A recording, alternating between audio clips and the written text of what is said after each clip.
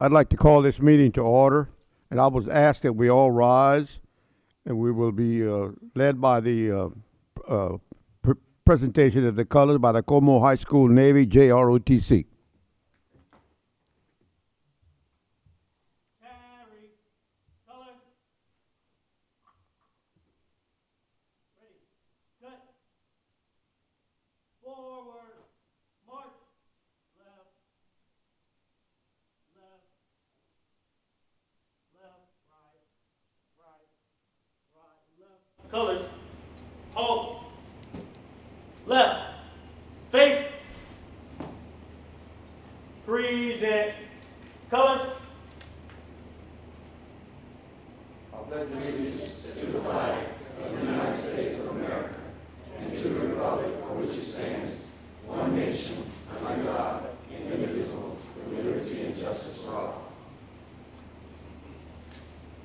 Carry, colors, right, face, forward, march, left, left, left, right,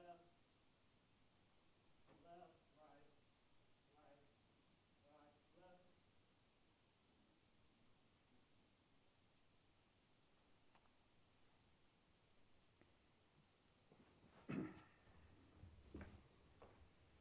Is this on? Thank you very much, and welcome everyone.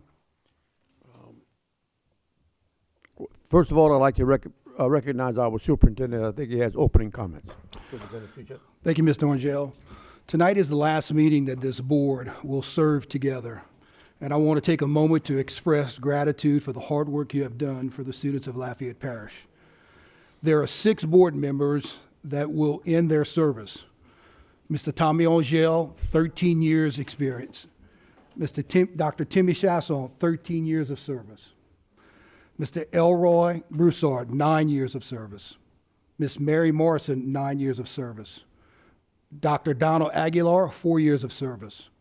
Mr. Justin Centini, 9 years of service. We want to thank you for this time spent on the board, and again, good luck to you guys moving forward. Board President, this is my comments. Thank you very much. Moving on to litigation, item 2. Discussion on action concerning pending litigation in the matter of Pat Cooper versus Lafayette Parish School Board. Mr. President, I move that the board go into executive session to discuss pending litigation in the matter of Pat Cooper versus Lafayette Parish School Board, suit number 2014-5941, Division L, 15th Judicial District Court, Parish of Lafayette, State of Louisiana. A second. Seconded by Ms. Morrison. Any questions or comments, members of the audience? Members of the board? If not, all those in favor signify by saying aye. Aye. All opposed, nay. Motion carried. We're going to executive session.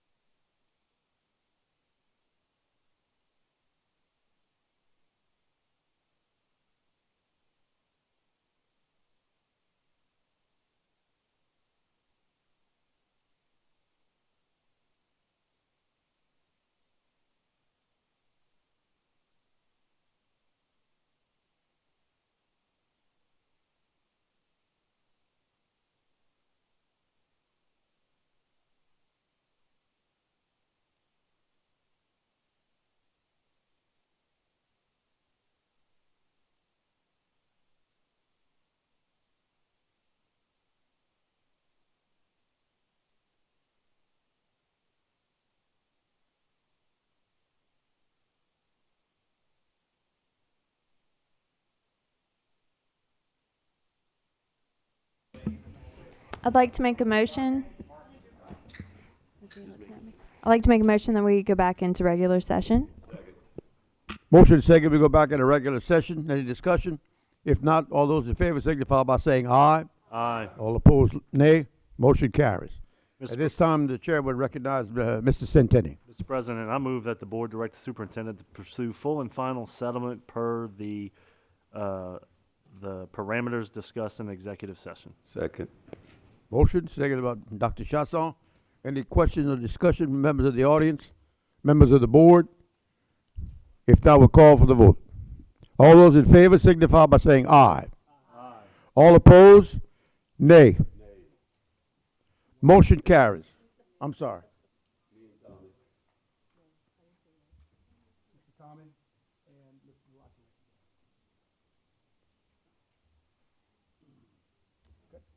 Move on to item 3.1, discussion concerning the rezoning a portion of Lafayette High School attended zone and the Cameron Crowe High School zone to the Northside High School attended zone. Dr. Chasson.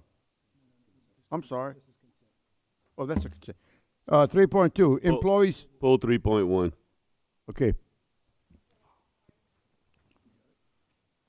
Pull 3.1. 3.2, employee services, discussion and or action concerning the addition of a pupil appraisal mentor stipend in the schedule of supplemental pay rates section of the 2023-24 salary schedule booklet.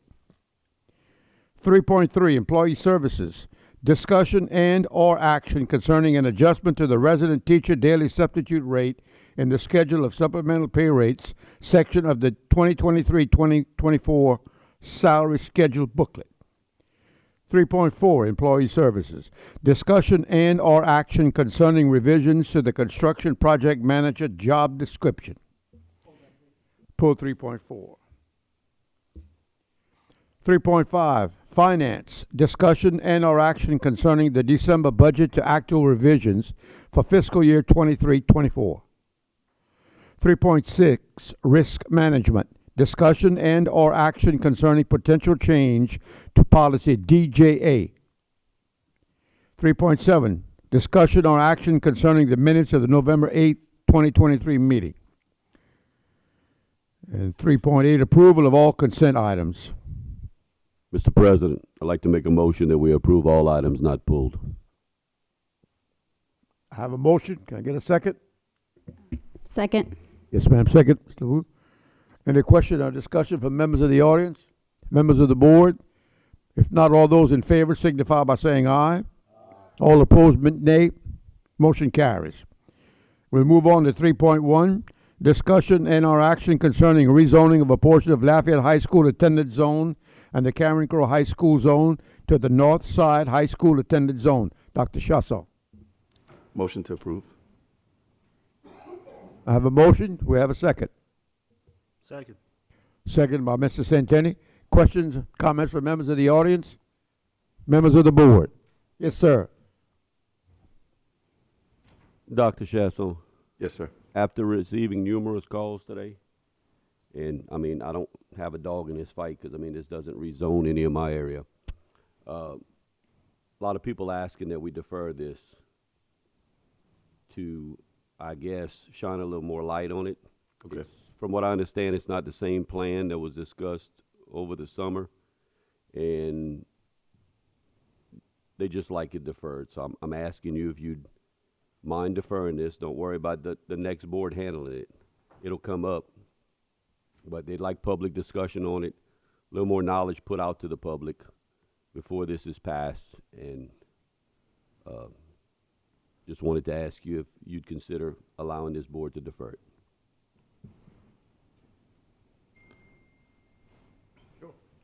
So what's taking place, guys, is Northside High School is under 700 kids right now, and there's only 4 directions that a rezone can take. We can go up, down, left, or right. If I go south, I can't go south anymore because my district goes all the way to the Doubletree, to the Hilton. A lot of people don't know that. I go way to Tesh and the old Popeyes buffet. Can't go south anymore. I can't go right because that takes me into Bro Bridge. A lot of people don't know that when you when you leave Lafayette and go to Bridge, there's a sign that says the Daniel Green Tree Company. Pretty big sign. For me to make it to the folks that live there, I've got to go to Bridge, exit, come around the Waffle House, and I go down that street. I actually campaign down that street for school board. So that street where the Daniel Green Tree Company is actually in North Side Zone. So I can't go into Bridge. The only two places you can go is now north and west. So by going north, what's taking place is I'm actually taking back what Northside had as of 2018. So when we redrew for 2016, 2017, what occurred was with the south side shift of the zone, Northside High School gave up the area going north. So we gave up Pont de Mouton, Maryview Farm Road, Butcher Switch, Glory Switch. It was formerly for Northside as of 4.5 years ago. There's kids that live in Country Acres. A lot of people are not familiar with it. If you leave Northside High School past Bros Mart, go underneath the underpass. As soon as you go underneath the underpass, right there, which is all of 6 blocks from Northside, those kids now go to Carencro, and it just doesn't make any sense. So I'm just taking back or requesting the board to give me back what Northside High previously had. At the request of the school board member, I checked with him 6 months ago, and the school, they weren't okay with it. They didn't want this to occur at the time.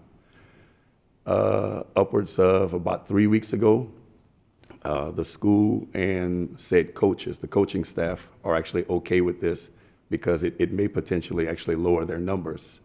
So as to a smaller school would now move from 5A to 4A.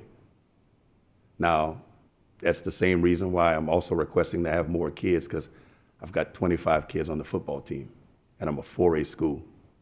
So I'd like to have those 80-something kids back. Now, those 80-something kids don't necessarily go to Northside or Carencro as we speak. Those kids go to LCA, those kids go to private school, those kids go to St. Thomas More, those kids go to Turlings, those kids go to Lafayette High, they go to Como. So I'm not gonna get all those kids, but I'm hoping to get some of those kids.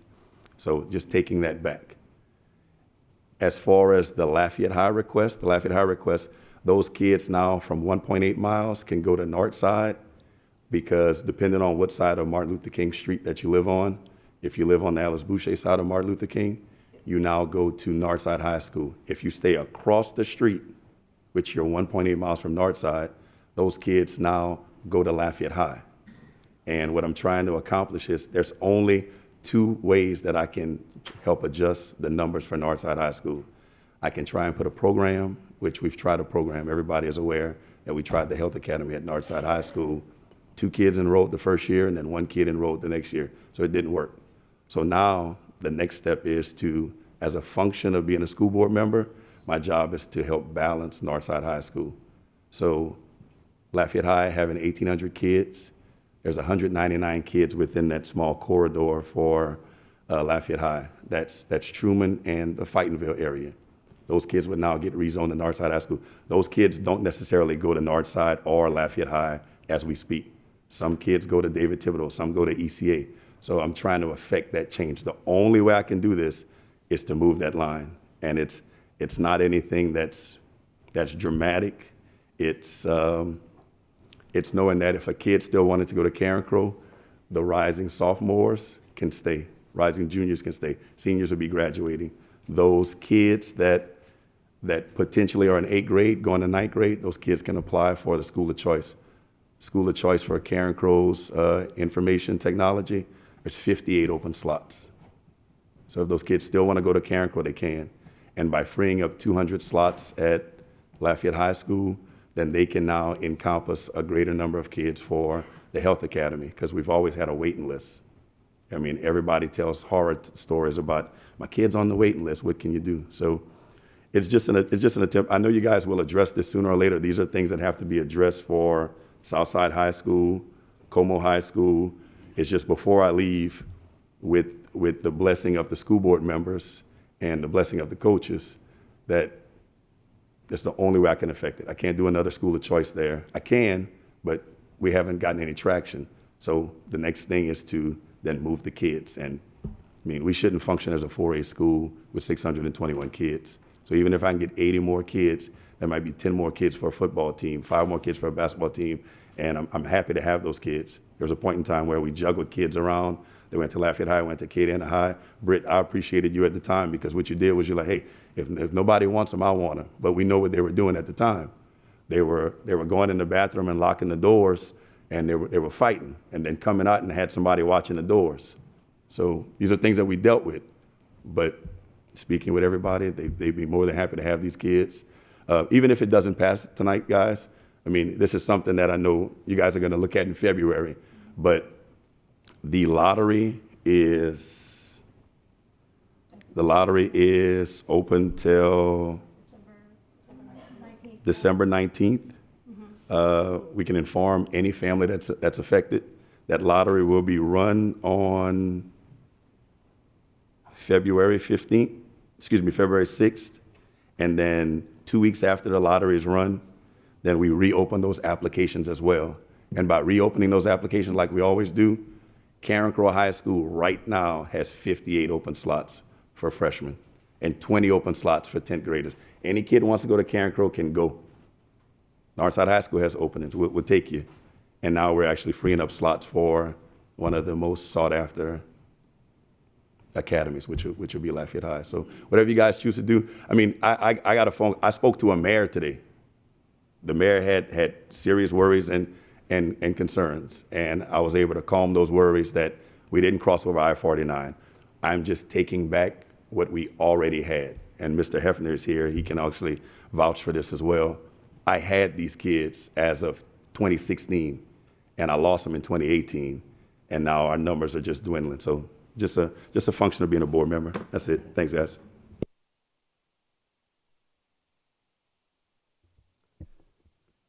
No, Dr. Chasson, it was actually concerned citizens and the coaches that called me today. And Coach Peters can't be here. And he gave me something to read on my phone, but I don't know if it would take more than his 3 minutes. Let's see, for the past 6 months, the representatives agreed to the proposed rezone map outlined on the June 7th, 2023 board agenda, section 3.8. The proposed rezone map on June 7th had the west line of Northside High School stopping at University Avenue, the east line stopping at Louisiana Avenue, and the north line stopping at Pointe de Mouton. I think that was the kicker. It stopped at Pointe de Mouton. I think it goes further now.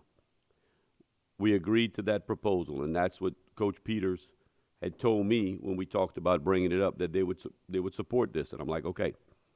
The new proposal, according to the December 6th board meeting agenda, has the west line at Northside stopping at I-49, the east line stopping at Sawmill Highway, and the north line stopping at Gloria Switch.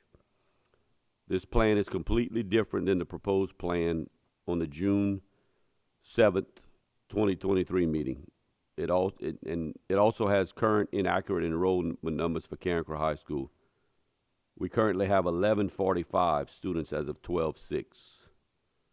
Karen Crowe High School has recently improved its school performance score to a B on the SPS scale and has maintained the status for 2 years and looking to continue to grow. Athletics, academics, clubs, organizations, staff retention, and school culture is on the rise at Karen Crowe High.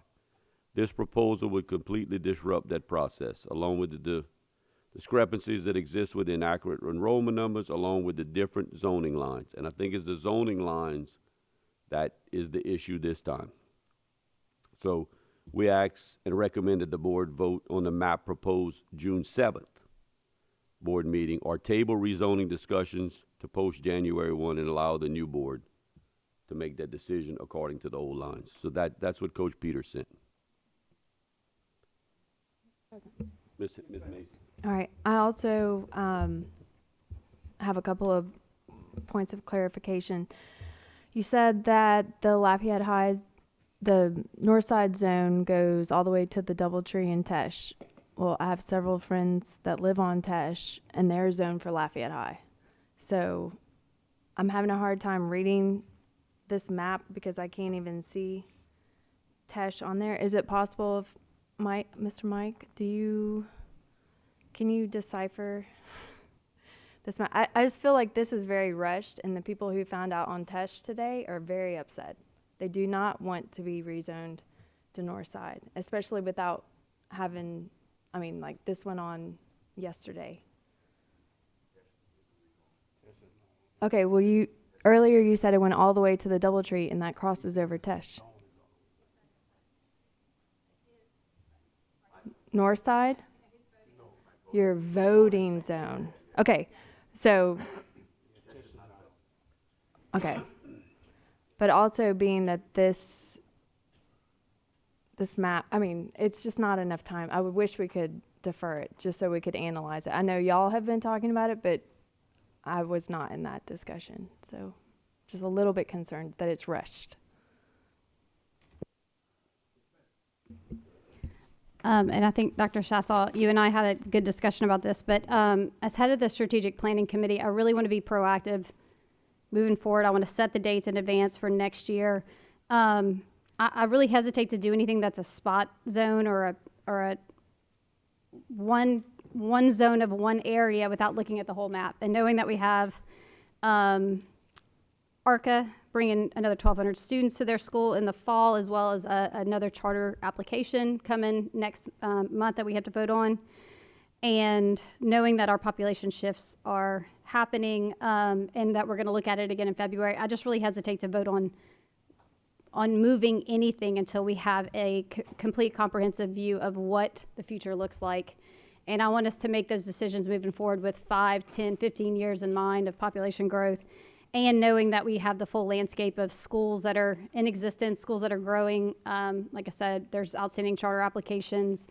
There were charter applications that were rejected that I think are going to be rebrought. So I just don't feel comfortable in making a decision right now. I will say the most disheartening thing is to hear that we have so many spots open in the Karen Crowe Technology Institute. I will tell you the best summer intern I ever hired was a student there. And so I just want to say for everybody in the audience, if you know somebody whose child is interested in technology, please encourage them to apply to that academy. It's open until December 19th.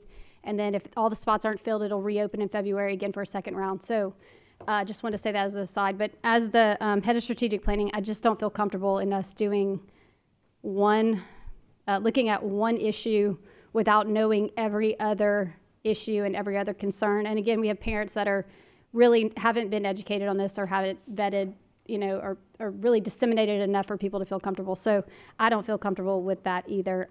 So while I understand the issues, and I understand, as somebody who represents Como, I understand, that you've lost population and it has affected so many areas of the school. I want to make sure that we're benefiting the entire parish when we make a decision. So, but we will look at it, and I'm glad you educated us on this issue and brought it to our attention and had those discussions, because I think it'll help us have more information when we make a decision moving forward. So thank you. Also, I just want to be clear, Timmy, I do agree that we need to figure out better numbers, but also I'm going to be on the I am on the long range planning committee, and there are several things that we have to address. So even if we were able to defer this, I hate to bring it up for a vote and vote it down and then have to redo something.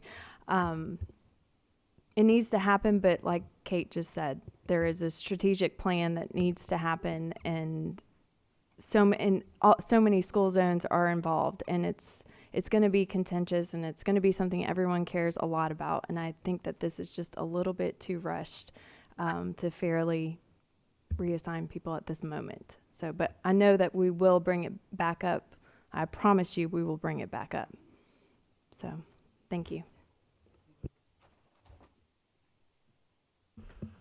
Dr. Shassel?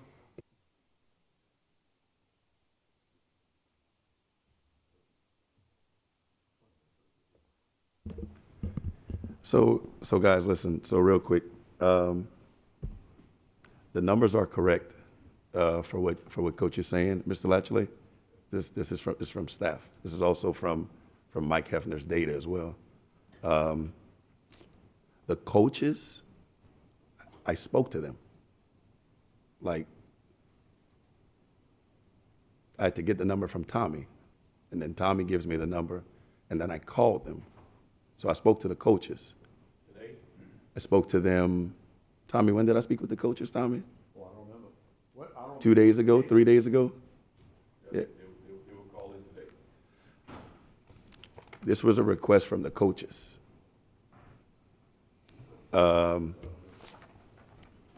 Today I spoke with Tommy and the mayor of Karen Crow to let them know that these are zone lines, guys, that Northside had previously. Like, guys, 4 blocks from Northside, if you live in Country Acres, you go to Karen Crow. Like, I wish I could explain to you guys how close Country Acres is to Northside High School. There's a kid named Janae Thomas that went to Northside High School that could no longer attend Northside High School, and they still lived in the same neighborhood. Bancroft Rose, my high school teammate, lives off of Claus Lane. You're zoned for Northside. He's now zoned for Karen Crow. Brandy Delahousie lives on Tulip Drive, which is a block from Gloria Switch. She was zoned and graduated with me from Northside High School as of 2016, 2017. I'm asked Mike to come up here just to explain to everybody. These are zones that were, these are neighborhoods that were for Northside High School as of the last 15 years, and then 5, 6 years ago, they were rezoned out. So all I'm asking for is to get back the neighborhoods that we previously had. That's my request. The line being Pont de Mouton, that line was never Pont de Mouton for us. I don't care what coach tells you otherwise. I'm telling you for a fact that I'm born and raised on the north side in District 4. And I'm telling you for a fact, it was never Pont de Mouton for us. It was never. That means the kids that live off of Crestline and Judge, that means that the mayor of Karen Crow mentioned, well, listen, I was born and raised off of that. Yeah. I went to north side. So we just lost these neighborhoods about 4.5 years ago. I just want to get them back. That's my only request, guys. Lafayette has had 1,800 kids. The only 2 schools I can pull from, guys, are Karen Crow and Lafayette High. And if one is plus 12 and one is 1,800, like, these are things that are going to have to occur. Just like we talk about Southside High School, nobody wants to talk about it. Either going to build a wing, we'd be allowed to put Butler buildings, but they got to look a certain way, or you're going to rezone it. Nobody wants to talk about it. This is just a function of being a school board member. So it's okay if it gets voted down. I know you guys will bring it up. I got faith in you. But what I'm asking for is, these are it's the only direction I can go. So, Mr. Hefner, if you wouldn't mind, please, could you straighten out as far as when? And guys, listen, obviously this is evidence that I'm going to use in my favor. So if you happen to say otherwise, it's not a problem. I'll take the loss. But these are things that I know for a fact. So when did we lose? Where was the neighborhood that we're pulling back from Northside above Pont de Mouton and Country Acres? When was that rezoned to Karen Crow? Back in 2016, we started working on plans to develop the attendance zones in anticipation of Southside High School opening up. So in 2016, 2017,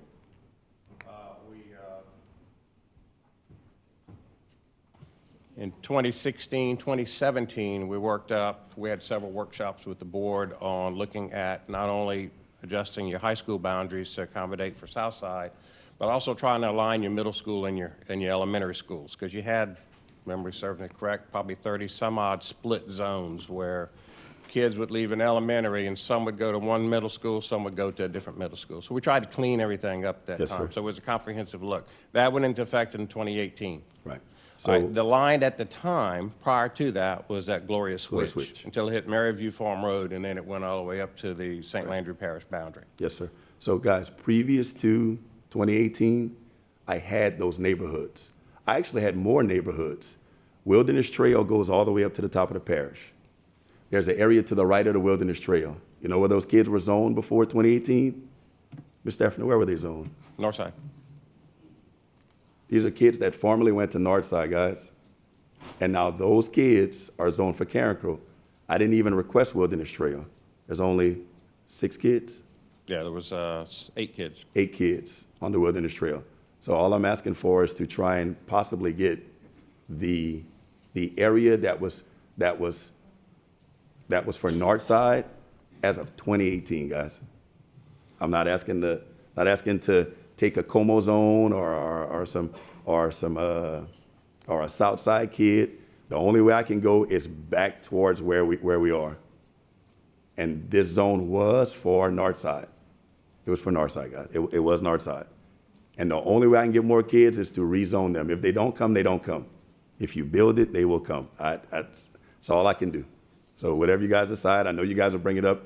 It isn't rushed. It's only rushed because you may be hearing about it right now. It's not rushed because this does not go into effect until 8 months from now. And rising sophomores, rising juniors still stay. Any kid that wants to attend these schools can still apply for open seats and still go. It does not affect these kids like we think it does. So, that's it. Yes, ma'am. Can I ask questions? The legal academy at Northside High School, is that full? No, so people that want to apply to the legal academy could get in and go to Northside, correct? Correct. If somebody applied for a hardship because they live closer to Northside and don't have transportation to Karen Crow, could they get it? So I don't think that this solution, if we're talking about 80 kids, really needs to be pushed through right now if there's 2 other options for them to attend Northside right now, and then we can discuss it in February and possibly come to the same conclusion. But what I'm hearing right now is that if a kid wants to go to Northside High School and lives in one of these neighborhoods, we have 2 options where they can do it right now. Correct. Okay, thank you. Dr. Aguilar? Thank you. Dr. Chasson, you make a very compelling case for something needs to be done. And you are correct about where to look for possible students. The only issue I have is that we really have not had notice of this for more than 24 hours, that this was going to be on the agenda. And so I know that we're going to have rezoning in 2024, perhaps some spot rezoning. If not then soon thereafter. I think we just need to put these items before the public, give adequate notice to families, and give them an opportunity to understand what is likely to be considered by the future board. So my vote today will be to either reject or defer this item for action by the new board seated in January. I'm assuming that you're not making a substitute motion to defer, Dr. Aguilar? I'm not. Okay. Yes, sir. Mr. Heffernan, last time we redrew the lines, Northside was supposed to have 1,300 students. Since then, we lost students. What happened? What happened then that brings us to this point now, to where we're 600-700 students less than we supposed to have or we should have? Well, that's a good point, because that's what I was actually just looking to see what the numbers were back then. But it was around 1,300 is my recollection when we did the high school planning. So you have lost a lot. There's probably several factors that fall into that. One is the area, the neighborhoods in the Northside zone are aging out. You're having that in a couple other areas too. They don't have the kids have grown up, they've moved away, the parents still live there. Until those houses change ownership and new families move in, you're going to not have any more kids coming out of some of those neighborhoods. So they're aging out. It'll be a while before you start seeing kids come back in. Second thing is you now have the academies, which kids are taking advantage of. You take a look down the road at your STEM academy. A lot of the kids that actually would have normally gone to Northside, because they live in that zone, actually gone to the STEM academy.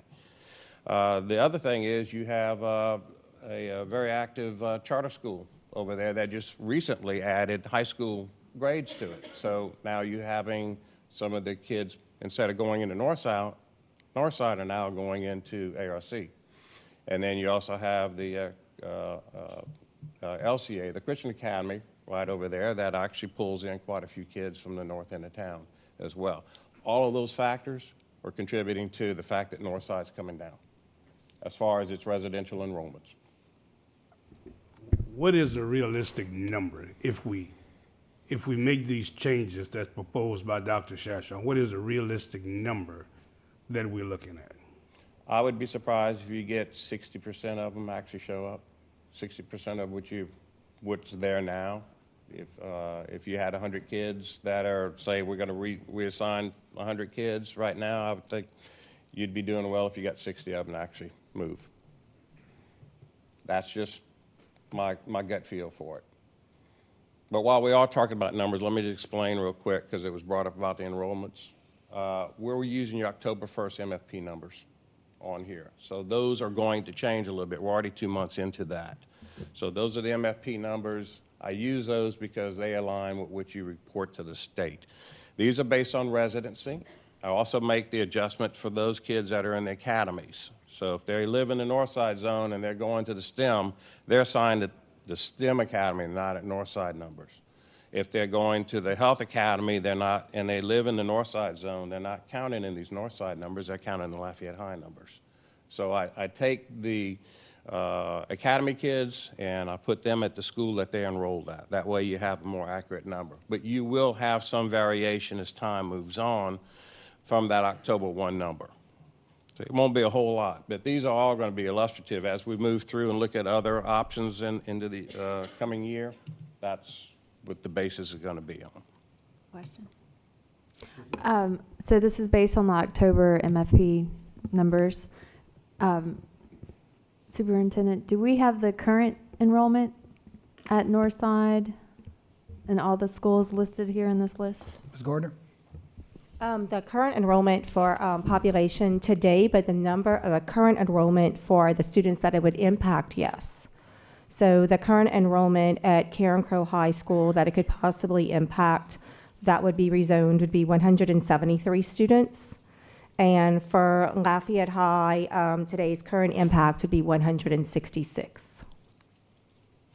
Okay, and do you also have the current enrollment at each, like at Northside, Karen Crowe, and Lafayette High, the current today's enrollment? Not off the top of my head, my best guess could be Northside would be close to about 590 to 600.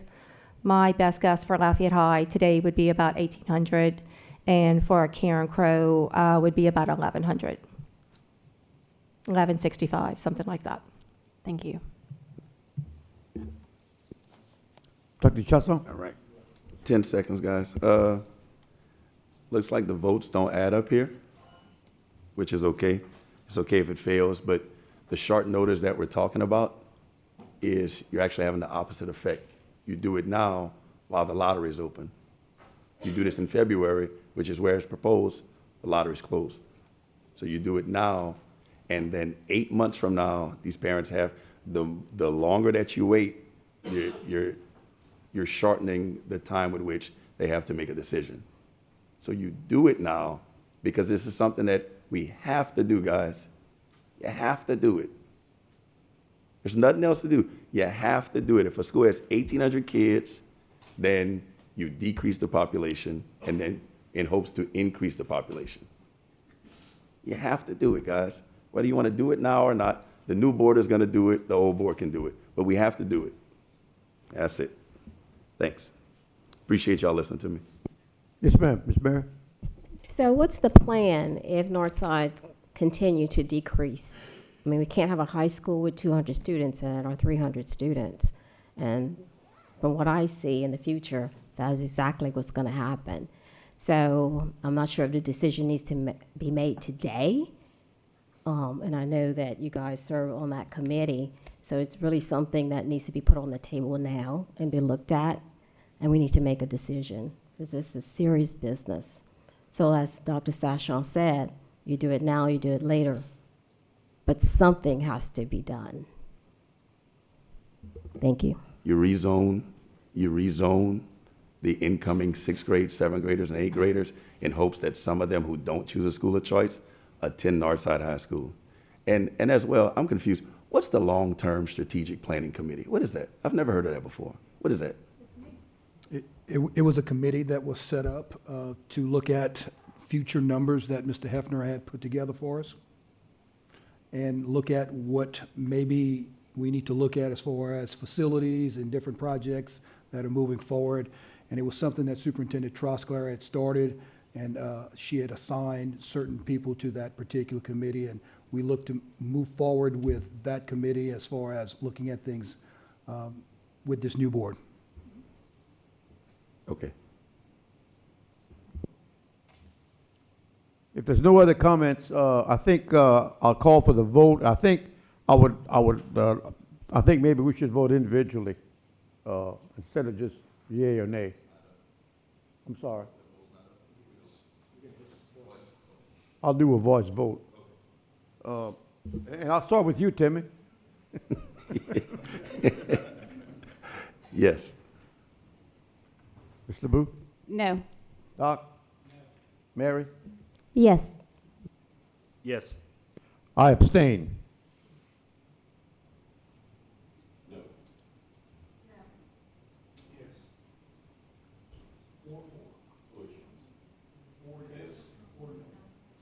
Four yes, four no, the motion dies.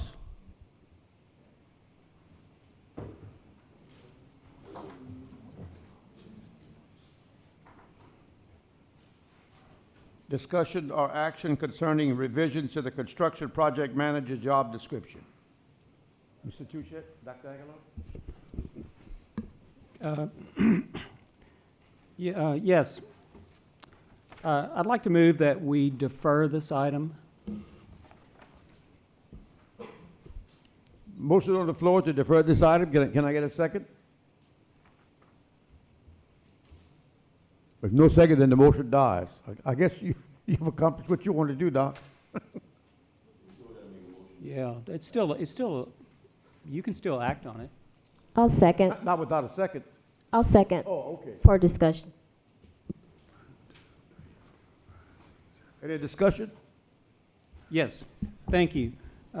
The recommended changes to the job description for construction project manager is rather curious because it calls for an individual to be selected pursuant to a new job description where the job description removes the requirements to have any construction experience or knowledge of construction contracts, construction methods, or understanding of technical drawings and specifications. So what I've sensed in this new job description is we've stripped out all of the items that have anything to do with construction, and I'm curious about how does that help the school system? So, board members, the reason why we've resulted to striking out these various things that Dr. Aguilar stated is that we have put up this position several different times. And we've actually had the pay scale to where it was something of which we hoped would have tracked certain people to come in. We have not had any results whatsoever. What we have heard is that people maybe with experience in the field that would have an understanding of construction, that we would be able to bring someone in like that, they would be able to learn under our system. And this is a person to where we have over 200 projects that are happening in this district. And our director needs to have someone out there checking and making sure that these projects are proceeding and doing different things.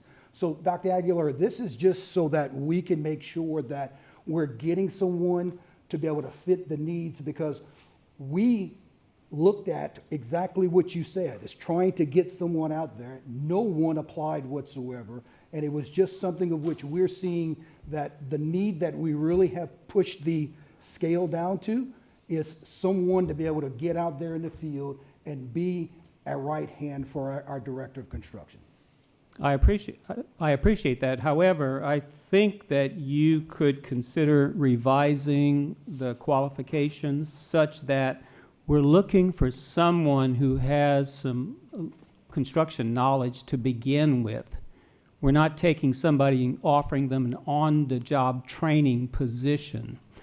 You stripped out 5 years of experience in commercial construction. You stripped out 3 years of experience as a project manager.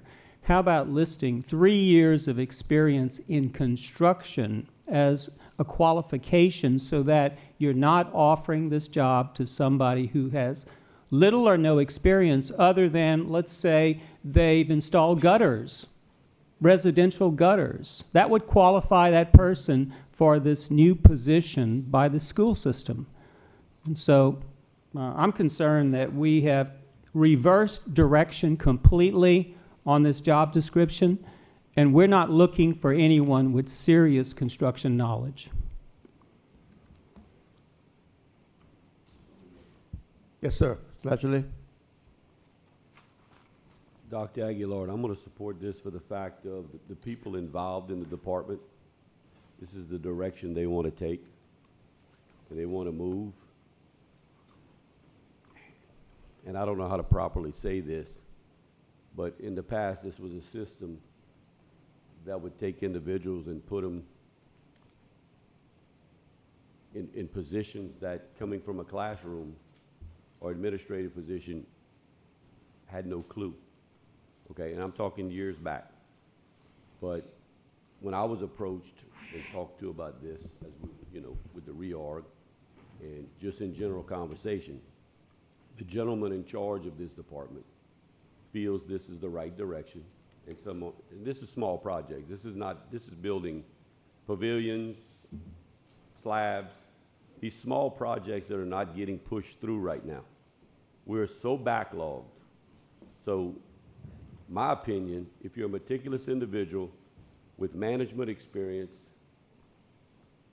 dealing with people, knowing how to talk to vendors and so forth and so on, I'm going to support this to give the individual in charge of this department what he needs, because I've got a lot of small projects that's got to roll.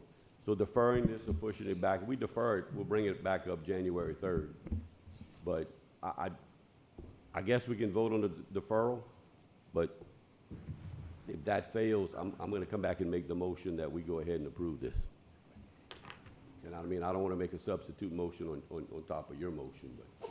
Sure, thank you. Okay. Not a problem. I just want to make sure we understand there's about $200 million already budgeted in about 150 small projects. And I don't think you go into that hoping and praying that you select what you believe is the best candidate for the job based on this new job description that requires absolutely no construction knowledge. That you could do much better by loosening the requirements so that you are fishing for somebody who has the expertise to be developed by the system in due time to do what you're asking them to do. But you've left yourself open to anybody, literally anybody, would qualify for this job. In fact, Mr. Angel and I built a shed. I believe I know I have the experience now, and he already had the experience to be a construction manager. So I just think we need to do a better job with the qualifications for this job description. Dr. Aguilar, I think what I'm doing is allowing the person in charge to hire the right person to do the job. We're not just going to go out on the street and say, let's put a little confidence in the man that now runs that department, who I think wants to come up and speak. That's what I want to allow, to let him do his job, or let him, come on up, Mr. Rob. Okay. Good evening, Board, Mr. President, Superintendent. So for those that don't know, I'm Robert Gotra. I'm the new Director of Construction Maintenance Facilities. Under the reorganization of this position, and I am new to this position. I'm coming from being a teacher, from being an assistant principal. I don't have an extensive background in construction, but over the last 3 weeks in this position, I've seen where the need is. And I understand where you're coming from, Doc, on this, but my job in this position right now, where my priority needs to be, I need to be writing contracts for those 200 jobs we have. This week, I was at a school painting white lines on the ground for Dottie to come in and mark the ground so a pavilion can be put up. So the priorities need to be in a different area, and knowing what I know about construction and jobs right now, it's hard to find people in construction jobs that have experience and pull them into this position. Like, if they have any experience in construction, they're getting a job with a contractor right now. So what I need is the ability to find a person that I can work with and show them how to do things. This job is going to be considered sending them out on job sites, taking pictures of what's going on, progress. When we get a pay app and a contractor wants to be paid, send this person, has this been done? And I can teach that person, check for these things, take pictures, send them to us. I just need someone I can send on job sites, so I'm not the one doing it, because I have higher priority things that I need to be doing to get more jobs rolling. And I understand, and the thing about this is going to be, we're not going to hire a person unless we know they can do what we need them to do. The requirements of the previous job description, I think they went 3 years with nobody even applying for the job. And if you have 3 years of construction experience right now, you're going to go get a job on a construction site making big money. So we're not getting applicants at all. And it's just an option to possibly get some applicants. Again, if we don't have the right applicant, we're not hiring them. But we need to open it up so we may get applicants, and they're trainable, and we're going to train them. And our goal with this is we train people, and once we get them trained, they're going to make progress for us better. We have 200 jobs that are going on. We're about to go through capital outlay for next year, so we're going to add another 50 or 60 projects to the list. It's a lot, and we're very shorthanded. There are 2 of us right now handling it, and I can't write the contracts, which take time, if I'm out there painting lines on the ground when I could train somebody to do that. And that's just where I'm coming from with it, Doc. Any questions for me? Mr. Centetti? I just want to say that it seems to me that perhaps the job title is wrong. It may be. Construction project manager, that doesn't sound like what you're looking for. Yeah. It sounds like someone, especially given the qualifications that we are changing to, it sounds like maybe we have somebody with a little bit more generic title that we're looking for, which might also contribute to why you haven't gotten any applications for this job. I'm just listening to you talk and listening to Don talk, because I don't think either of you is wrong here. Yeah. Right? If we're hiring a construction project manager, then, well, I should hope they have experience in construction project management. Yeah, and this job description was written before I came in, all the versions of it. And honestly, the title of the job, this person should become a project manager with us with time. It's something they're going to grow to, because what we have in the list of 200 projects, I have 2 people with me, 3 if you count our maintenance guy. I should be able to assign projects to them that they follow through from start to finish. So the project manager part is what they're going to be doing. The first jobs may not be handling a whole project from start to finish, but with time, that's where they need to be. And from what I'm seeing in this, in the learning curve in it, we'll get them there in a fairly short period of time. So they would be a true project manager in a very short period of time. And we need to have that person, and I think the project manager title, when we send a person to deal with Lemoyne and EP Bro and Bernhardt, they need to be able to deal with that project manager type person. We're going to get them there. We just need somebody, because until we get more people on, we're not going forward with projects. And we have the money, it's sitting there, and we need to just move forward and get some progress. Example, one of the main things we're focused on right now, any school that has kids walking in the rain, we want to get covers over them. I can't write the contracts right now because I'm out there marking lines for somewhere. If I could have someone out there doing, and I'm just saying mark lines, that's just the beginning. They're going to have to go out there, know materials, be able to count the materials, know what it's for, identify different types of materials, but that's stuff that you learn. I was a teacher for 20 plus years. I'm ready to teach somebody that can do the job the way we need it to be done and efficiently, because the other side of this that I see in construction, being around some construction, sometimes you take people that know things, but they know it the wrong way. This is a person that will be able to train them in the way that what we need them to know. So, because construction does work different than an education system. If we get somebody that's too construction related, it's hard to break them of that thought process and get them understanding the education side of it also, that we're working for public people, public money versus private in construction. So there are some differences, and like I said, I'm only 3 weeks into this. I've been telling people it's like drinking through a fire hose. I've learned a lot in the last 3 weeks, and it's just my view on where we are now. But I'd like to get this person as soon as we can. Yes, sir, Dr. Aguilar. Just one more comment. I absolutely believe you need help. Yeah. When I was superintendent, we had a backlog of construction projects. It was frustrating because we just did not have the personnel to keep that going and get projects done in a timely manner. As a school board member, I sense the same frustration. And I know that this one person you're trying to hire is not going to solve this problem. Your job description, as proposed, is flawed. The job title is flawed, and what I'm asking you to do is defer this until January 3rd, where you can clean this up and bring this back to the board, and everybody can feel comfortable that what you're asking for is something that makes sense pursuant to the job description. All right. Board members? Any other comments? Any other questions for me? All right, thank you. If not, we'll call for the vote on the motion. Your motion is to defer, right, Dr. Aguilar? Yes. I'm going to call for a vote on the motion to defer choosing this individual. All those in favor signify by saying aye. Aye. All opposed, nay. I'm going to call roll call. Dr. Chasso? The motion is to defer, yes. Yes. Eric? No. I vote yes. Yeah. No. Yes. 5-3, the motion passes. Motion fails, I'm sorry. I mean, the motion is deferred. If I look confused, that's because I am.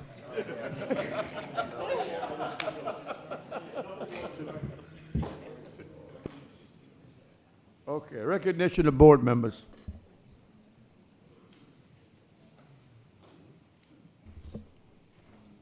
Good evening. At this time, we're going to begin with a few recognitions. We're going to start with the Distinguished School Board Member designation. Right now, we would like to honor Dr. Aguilar. When you become a school board member in the first year of your school board term, if you get an equivalency of 16 hours upon your first year and 6 consecutive hours each year of continuing learning units, you become a Distinguished School Board Member designee. So congratulations, Dr. Aguilar.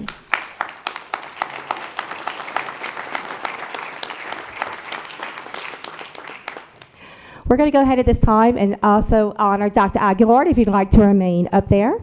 We are going to honor Dr. Aguilar for serving District 9 as a few highlights. Over the 4 years that he has served on the term, he has advocated for additional classrooms and the Hobio Elementary School. He has invested in Broussard Middle's core rider Q, Parent Q, and replacing the athletic lockers and gym floor at Broussard, which was very well needed. Southside softball and baseball dugouts, restrooms, concession buildings, the storage shed for football and baseball. Huge improvements to traffic Milton on the congested highway. He is very proud of Southside High winning their first district 3-5A championship in 2022. And all of that, he is very pleased that the academic achievement in his zone continues to increase, and he is very glad to see the leadership continue under Jeremy Hidalgo beginning in 2024. And we expect that you will enjoy full retirement, Dr. Aguilar. Thank you for your years of service. Mr. Elroy Broussard, we would like to recognize you for honoring District 3 all these years. He has served 9 years with us from 2015 to 2023. When we asked Mr. Elroy what he would like to be remembered for, one of his main things was this new Truman Early Center, how proud he is of this new facility. He is proud of the stipends he advocated for to give teachers who work in at-risk schools, giving principals the autonomy to hire the staff of their choosing, naming 2 schools after African-American leaders who deserve their legacy to be remembered in their role in education for E.J. Sam and Dr. Raphael Barinko. He has additions that were added to Alice Boucher Cafeteria, library and restrooms, those covered walks that we were talking about to J. Wallace James and all those new car riding lines they're planning. He's very dedicated to Lafayette Middle, remembering our former educator, John Prejean, by renaming the the auditorium after him. He is proud that he's created and supported diversity upon our LPSS administration. He's raised the bar of our educational system that we have no failing schools, and that he has been an advocate for implementing African American studies at all middle and high schools as a year-round course. Thank you for your service. As he goes on to be the city councilman in District 1. Miss Morrison, who has served in District 1, we'd love for you to come down. She has been serving for 9 years, 2015 to 2013. She is the first African-American woman to serve as board president on the Lafayette Parish School Board. Not only was she the first board president, she also embraced it during COVID, an international pandemic. So what can we say about that? She has advocated for her school district, including when the great flood of 2016 came in and we had to turn over West Side and rebuild. She is always advocating for student safety. She has helped create balanced budgets, always putting our students first. She has supported all new construction in 9 districts. Not only is she an involved board member, but outside organizations that continue with Women of WOW, the Junior League, Kiwanis Club, Love Our Schools. Miss Mary, we wish you luck on all your new endeavors.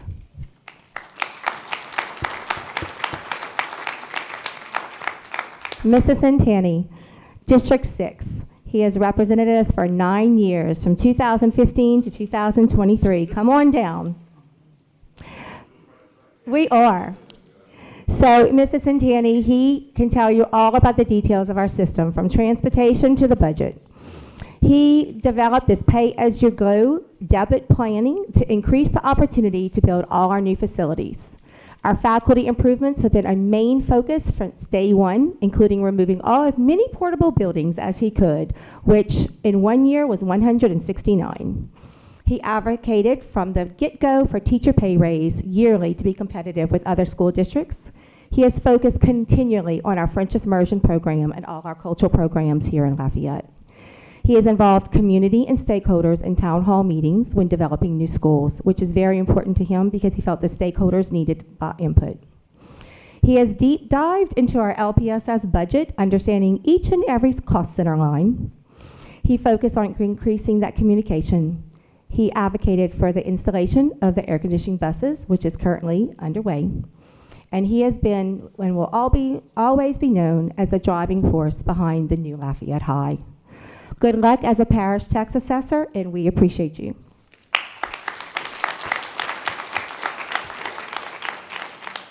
Dr. Timmy Chasson, 13 years, 2011 to 2023. I did not include your age when you began. 29. He was young. We want to remember him when I asked him today, definitely at the top of the list, 15 years of the Christmas Toy Drive. He has collected over tens of thousands of toys for our students here in Lafayette, which is currently going on in our schools. He loves to go ahead and be remembered for recruiting of our former superintendent, Irma Trosclair, who came in and turned over our district and actually hired their current team. He has a huge support and a continued relationship with Love Our Schools, and we do not see that subsiding anytime soon. He has shared his own experience with Lincoln Learn Project and how it impacted the Holy Family community, which he actually lived in at one point with his own family.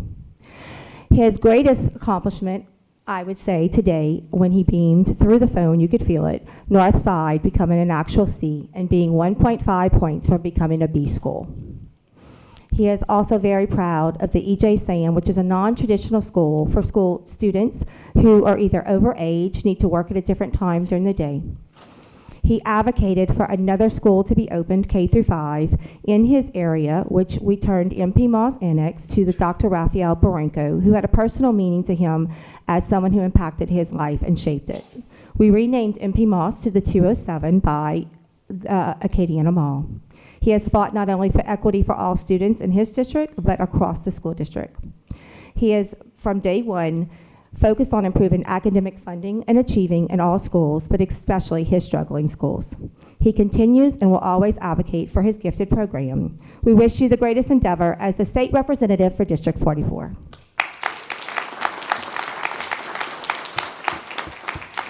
And last but not least, Mr. Tommy Angel, who has 13 years of the board.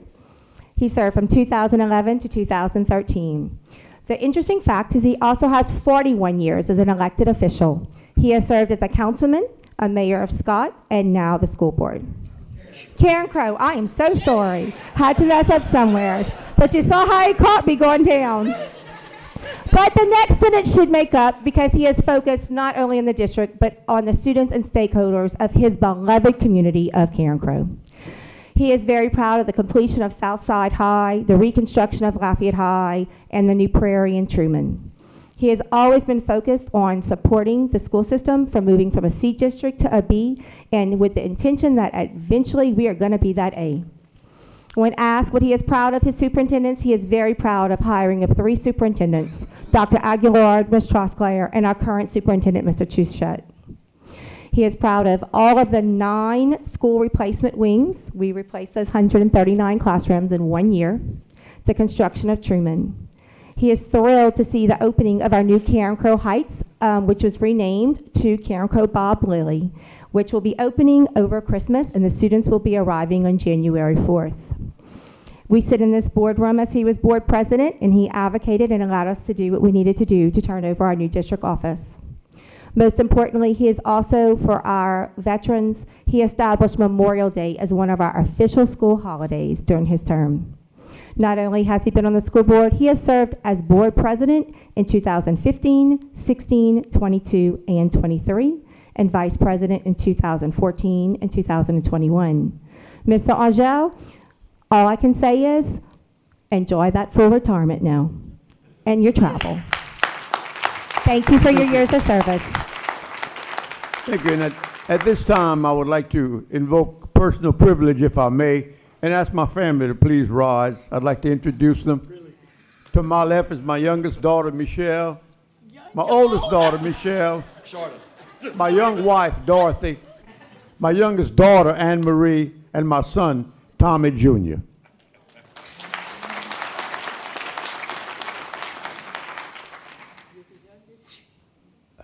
Mr. Superintendent. We've already taken care of 4.2. We can move on to 4.3.